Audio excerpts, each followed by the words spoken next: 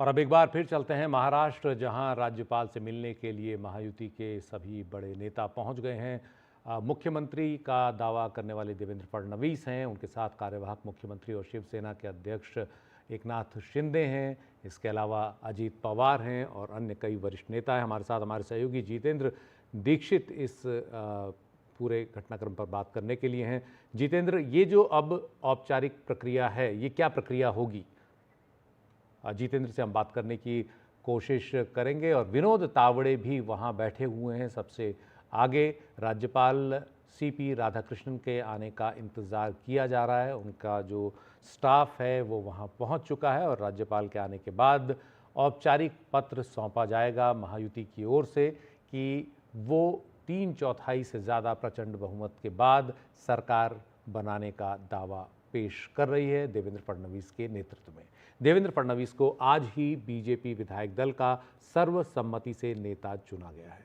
देवेंद्र फडणवीस तीसरी बार महाराष्ट्र के मुख्यमंत्री पद की शपथ लेंगे। एक बार वो 5 साल का कार्यकाल पूरा कर चुके हैं और एक बार बहुत ही छोटे कार्यकाल के लिए थे, और फिर अब एक बार फिर वो 5 साल के लिए महाराष्ट्र का मुख्यमंत्री बनने की ओर बढ़ रहे हैं। इतना प्रचंड बहुमत बीजेपी को मिला है और इसी आधार पर, जिस आधार पर सीटों की संख्या है तीनों दलों के बीच बताया जा रहा है, उसी आधार पर मंत्रियों का बंटवारा भी होगा। तीनों दलों में 6 विधायकों पर 1 मंत्री होगा और इसके हिसाब से बीजेपी को लगभग 22 मंत्रालय मिलेंगे। 10 से 11 मंत्रालय एकनाथ शिंदे की शिवसेना को मिल सकते हैं और 7 से 8 मंत्रालय अजीत पवार की एनसीपी को। सबसे बड़ा जो पेच इस पूरे मामले में आएगा वो ये कि बड़े मंत्रालयों का बंटवारा किस तरह से होगा, खासतौर पर गृह मंत्रालय का। और महाराष्ट्र के राज्यपाल सीपी राधाकृष्णन पहुंच गए हैं। सभी ने खड़े होकर राज्यपाल का अभिवादन किया है और अब महायुति की ओर से चिट्ठी सौंपी जाएगी सरकार बनाने के दावे से जुड़ी।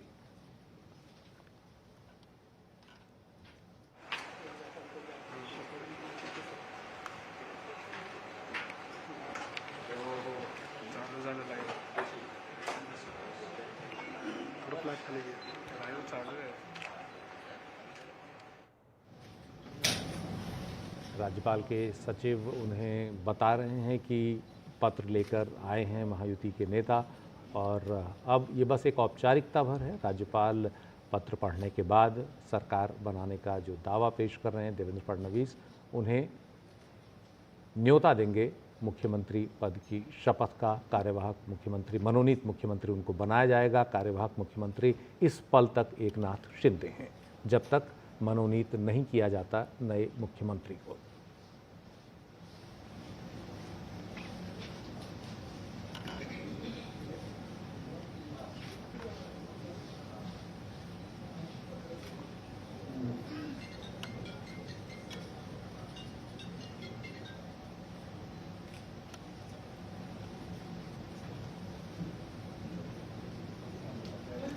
एकनाथ शिंदे को राज्यपाल ने अगला मुख्यमंत्री नियुक्त होने तक कार्यवाहक मुख्यमंत्री के तौर पर काम करने के लिए कहा था, जब एकनाथ शिंदे ने मुख्यमंत्री पद से अपना इस्तीफा दिया।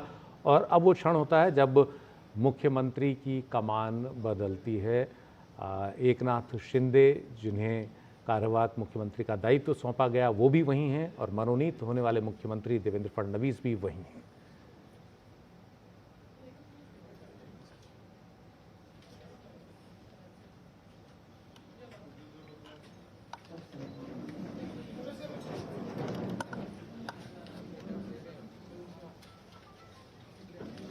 ये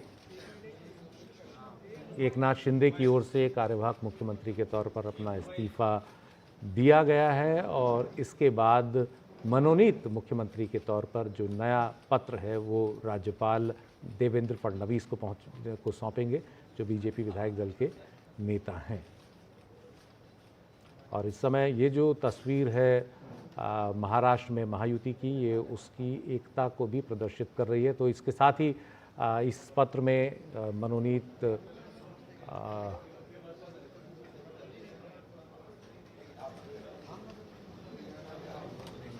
कर दिया गया है। अब देवेंद्र फडणवीस को मुख्यमंत्री मनोनीत कर दिया गया है।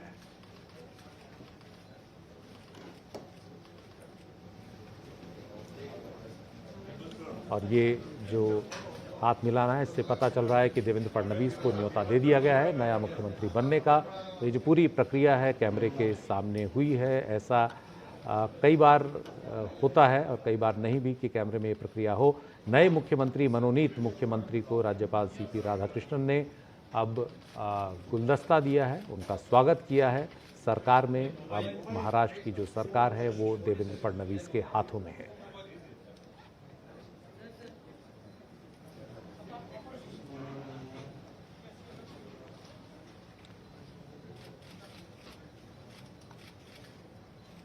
और ये एक तरह का शिष्टाचार है, स्वागत, अभिवादन।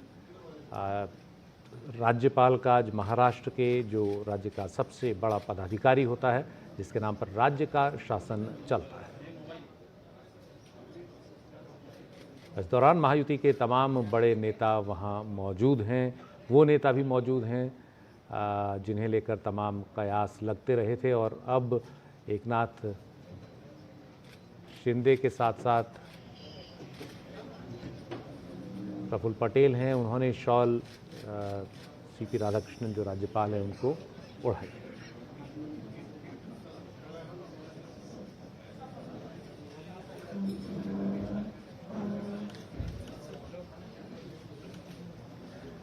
तो महाराष्ट्र में अब नई सरकार मनोनीत कर दिए गए हैं। नए मुख्यमंत्री देवेंद्र फडणवीस, निर्मला सीतारमण जो पर्यवेक्षक थी बीजेपी विधायक दल की, वो भी वहां पहुंची हैं इस दावे को पेश करने के दौरान।